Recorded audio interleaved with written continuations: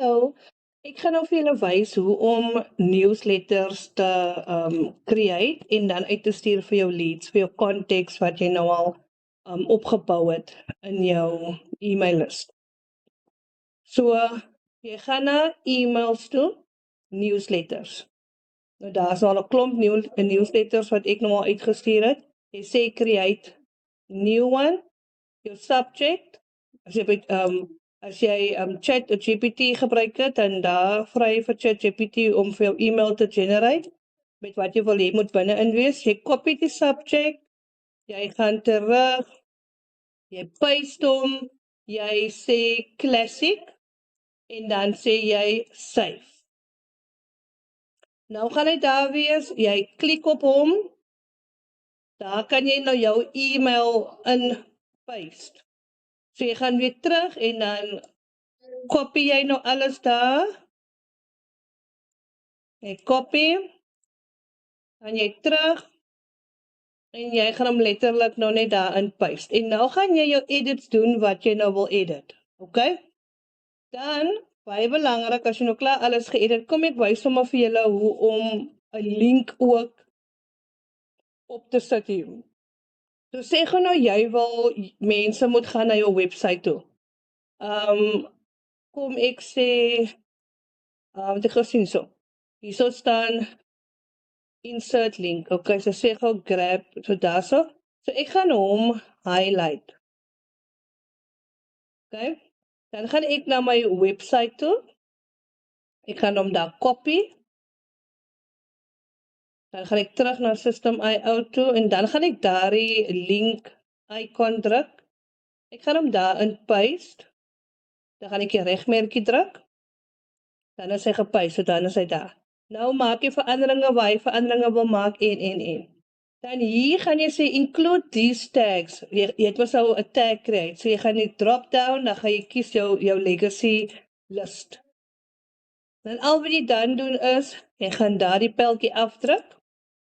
Nou gaan jy sê save en test.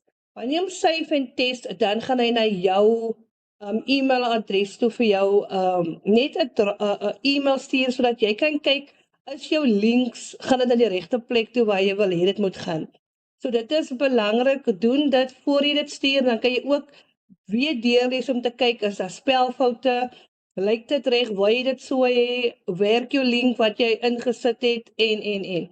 So kom ons sê gou save en test, jy save en test hom, dan sê jy, are you sure you want to send this letter? Nee, ek wil nie send nie, ek wil hom save en test.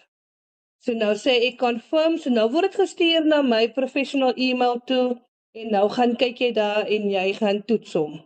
Okay, so kom ek gaan, daar kom hy in, en nou kan ek gaan kyk, werk my link? Yes, my link werk, dis al wat belangrik is vir my. Ek het mos nou niks verder geëdit daar nie, so dit is net 'n voorbeeld vir julle. So nou gaan jy terug, nou sê jy is happy daarmee. Nou het jy opsies. Jy create miskien nou die e-mail, maar jy voel jy wil hom later stuur. Net vir mense in die bed gaan klim, of miskien môreoggend het voor hulle nou opstaan.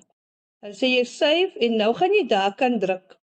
Dan kan jy letterlik enige dag kies, en jy kies jou tyd, wanneer jy hom wil schedule, en hy gaan dan op daardie tyd, op daardie dag sal hy gestuur word, sonder dat jy hoef te worry of dit gestuur word. As jy dit net reguit wil stuur, nadat jy het gegenerate het, jy wil hom reguit stuur, en dan al wat jy doen is net save en send, jy druk die save en send knoppie, woep, en daar het jy jou e-mailtjie uitgestuur. So ek hoop dit help.